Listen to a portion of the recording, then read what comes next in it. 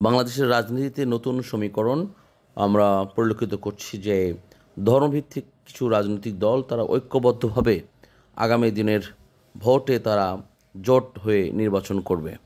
কিন্তু সেখানে সম্ভাব্যভাবে যাদের নামের তালিকা পাওয়া যাচ্ছে বা বিশেষজ্ঞ যারা বলছেন, এই ধর্মভিত্তিক রাজনৈতিক দলগুলোর মধ্যেও আছেন বাংলাদেশের জামাত ইসলামী, খেলাফতে মজলিস এবং চরমোনায়ের, যারা রাজনৈতিকভাবে আগামী দিনগুলোতে ঐক্যবদ্ধভাবে এবং জাতীয় নির্বাচনে জোট নির্বাচন মাধ্যমে দেশের নির্বাচনে অংশগ্রহণ করতে চাচ্ছেন। তাদের মাঠের যে সম্পৃক্ততা রয়েছে সেই আলোকে কিছু আলোচনা করতে চাই।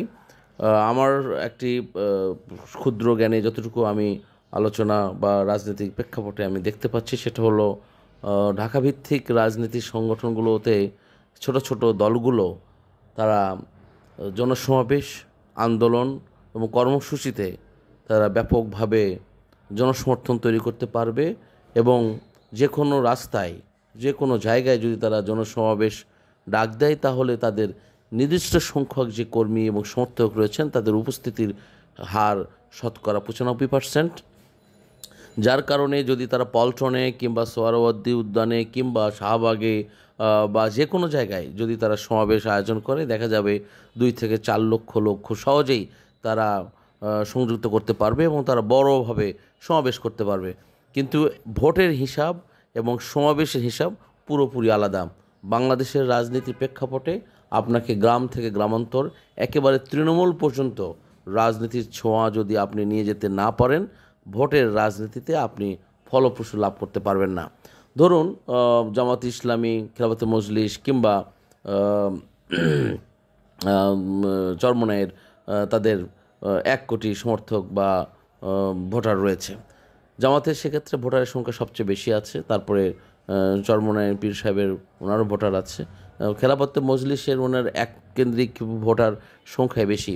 কিন্তু যদি আপনি নিতান্ত গ্রাম অঞ্চলে যদি যান, সেখানে জামাতের কিছু সংখ্যক ভোট উপলব্ধি করা যায় যারা স্বচ্ছধারা রাজনীতি করেন, দেশের প্রবীণ এবং যারা মুসলমান ভিত্তিক, যেহেতু মুসলমান দেশ, এখানে শতকরা 85% মানুষ মুসলিম, তারা একটি অনুভূতির জায়গা থেকেই জামাতকে তারা সমর্থন করে এবং চরমোনাইয়ের হয়তো কিছু কর্মী বা মুরিদ আছেন তারাও সমর্থন করবে, খেলাফতে মজলিস সমর্থন করবে। কিন্তু অপমর জনতা, রিক্সা শ্রমিক, ভ্যানওয়ালা, দোকানদার থেকে শুরু করে ফেরিওয়ালা, ধান ব্যবসায়ী, মাছ ব্যবসায়ী বা যারা ফার্ম খামার কৃষক শ্রমিক জনতা, এই কৃষক শ্রমিক জনতার মধ্যে সম্পৃক্ত নিয়ে আসতে হলে আপনাকে তৃণমূল পর্যন্ত সংগঠনকে এগিয়ে নিয়ে যেতে হবে এবং ব্যাপকভাবে কাজ করতে হবে। বাংলাদেশের রাজনীতিতে যে একটি বড় দুর্বল জায়গা হচ্ছে যে আমরা ভালো রাজনীতির নেতৃত্ব খুঁজে বেড়াই, কিন্তু আমরা ভালো রাজনীতির নেতৃত্বের পিছনে যে আমাদের সংযুক্ত থাকার কথা সেটা আমরা থাকতে পারি না। আমরা অবৈধভাবে এবং নিষিদ্ধ কাজগুলো করতেই আমরা সবচেয়ে বেশি পছন্দ করি। বর্তমানে ভোটের রাজনীতিতে সবচেয়ে বেশি জনসম্পৃক্ত দল এবং ব্যাপকভাবে জনগণের মাঝে গ্রহণযোগ্যতা পেয়েছে বাংলাদেশ জাতীয়তাবাদী দল বিএনপি। দীর্ঘ 16 বছর তারা রাজনীতির বাইরে থাকার পরও যেহেতু তারা ঐক্যবদ্ধ আছেন, আগামী দিনের রাজনীতিতেও তারা ঐক্যবদ্ধ থাকবেন এবং তাদের ভোটের যে জনসংখ্যা বা ভোটের যে সম্পৃক্ত রয়েছে প্রায় 38%, এদেশের জনগণের ভোটারের 38% ভোটার বাংলাদেশ জাতীয়তাবাদী দল এককভাবে তাদের ভোট সংখ্যা রয়েছে। বিভিন্ন সমীক্ষার জরিপে এই তথ্য পাওয়া যায়। সুতরাং অন্য কোনো রাজনৈতিক দল যদি তারা ঐক্যবদ্ধ হয়ে কিংবা জোট হয়ে জাতীয় নির্বাচন করে, ভোটের রাজনীতিতে তেমন বেশি প্রভাব পড়বে না। কারণ তাদের যে ভোট সংখ্যা কিছু নির্দিষ্ট আসনে তারা খুব ভালো করবে, এছাড়া সাধারণভাবে 300 আসনে যে তাদের ভোট সম্পৃক্ত রয়েছে তেমনটিভাবে এখন পর্যন্ত পরিলক্ষিত হয় নাই। তবে রাজনীতির প্রেক্ষাপট পরিবর্তন হচ্ছে, কখন দেশের জনগণ কোন দিকে সিদ্ধান্ত নেবে সেটা আসলে বোধগম্য নয় এবং এই মুহূর্তে কোনো সিদ্ধান্ত বা মতামত দেওয়া বড়ই দুষ্কর। বাংলাদেশ তরুণ প্রজন্মর ছাত্র জনতার যে একটি নাগরিক কমিটি একটি দল গঠন করেছে বা করছে, তারা সাংগঠনিকভাবে দেশের বিভিন্ন জায়গায়, জেলায়, থানায় কমিটি ঘোষণা করছে।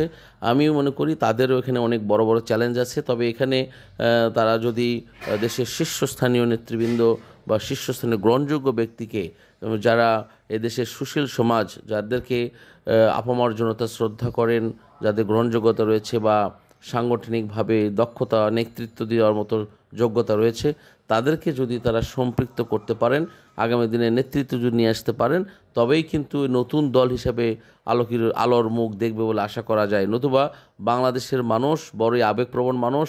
বাংলাদেশের মানুষ কিন্তু আবেগের জায়গা থেকে সরে আসা অনেক কঠিন। আবেগের জন্যই কিন্তু আজকের এই 16 বছরের শৃঙ্খল ভেঙে ছাত্র তরুণ জনতা রাস্তায় নেমে এসে 5ই আগস্টের বিপ্লব ঘটিয়েছে বলে সকলেই বিশ্বাস করি। কারণ আবেগ যদি না থাকতো তাহলে কোনোভাবেই সম্ভব নয় যে মহান মুক্তিযুদ্ধ এদেশের মানুষ জীবনকে বাজি রেখে যুদ্ধ করে এদেশকে স্বাধীন করেছে, শুধুমাত্র আবেগের মধ্য দিয়ে তারা নিজেকে উৎসর্গ করতে পেরেছিল। সুতরাং আবেগ দিয়ে সব কিছু হয়, আবার আবেগ দিয়ে সব কিছু হয় না। বর্তমান বাংলাদেশের রাজনীতির প্রেক্ষাপটে আপনাদেরকে অত্যন্ত গঠনমূলক, সুচিন্তিত এবং সুপরিকল্পনা করে সামনের দিনগুলোতে কাজ করতে হবে। কারণ দিন যত যাচ্ছে রাজনৈতিক প্রেক্ষাপট তত পরিবর্তন হচ্ছে এবং রাজনীতির এই বেড়াজাল থেকে বের হয়ে আসে বাংলাদেশকে একটি সুশৃঙ্খল এবং গঠনমূলক এবং নিরাপদ গড়ে তোলার জন্য জনপ্রতিনিধিদের কাছে ক্ষমতা হস্তান্তর করতে হবে এবং তা একটি ফ্রি, ফেয়ার, ইনক্রেডিবল নির্বাচনের মাধ্যমেই এই দেশের গণতন্ত্রকামী মানুষের হাতে এই দেশের ক্ষমতা হস্তান্তর করতে হবে। কারণ ইন্টারিম গভর্নমেন্ট বা অন্তর্বর্তীকালীন সরকার এই দেশের নিয়ন্ত্রণ করতে পারবে না। কারণ দেশের জনগণের যে সম্পৃক্ততা, এই সরকারের সাথে তো সেই সম্পৃক্ততা নেই, সমর্থন রয়েছে বা সম্পৃক্ততা নেই। কারণ আমরা যতটুকু দেখি যে জনগণ সম্পৃক্ততা না থাকার কারণে সরকার প্রশাসনিকভাবে সব কিছু নিয়ন্ত্রণ করতে পারে না। আর যখন সম্পৃক্ততা থাকবে তখন এলাকাভিত্তিক বা যে কোনো সমস্যার মুখোমুখি দল বা তাদের যেহেতু সমর্থন রয়েছে তারা সেটা খুব সহজেই নিয়ন্ত্রণ করতে পারবে বলে বিশ্বাস করি। সুতরাং আগামী নির্বাচন আমাদেরকে অনেক কিছু সমীকরণ দেখার অপেক্ষা রয়েছে যে নতুন দল আসলে তারা কি করবে, জোট কার সাথে কে জোট করছে। বাংলাদেশ জামাত ইসলামী, খেলাফত মজলিস, চরমোনাই সহ আরও অন্যান্য ধর্মভিত্তিক রাজনৈতিক দল রয়েছে, জাকের পার্টি রয়েছে এবং ভিপি নূরের দল রয়েছে, গণজাগরণ রয়েছে, গণফোরাম রয়েছে, জনায়েদ সাকির নতুন দল নিবন্ধন পেয়েছে তার দল রয়েছে, সিপিবি রয়েছে, ওয়াকার্স পার্টি রয়েছে, এছাড়াও আরও অনেক দল রয়েছে যেগুলো ছোট ছোট দল। সেগুলো কোন প্ল্যাটফর্মে গিয়ে আগামী দিনে ভোটের রাজনীতিতে কাজ করবে সেটা আমাদের দেখার বিষয়।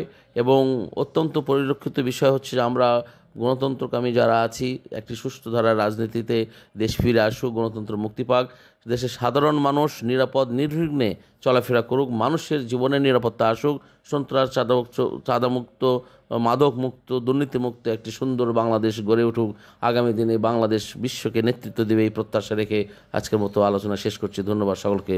আসসালামু আলাইকুম ওয়া রাহমাতুল্লাহি ওয়া বারাকাতুহু।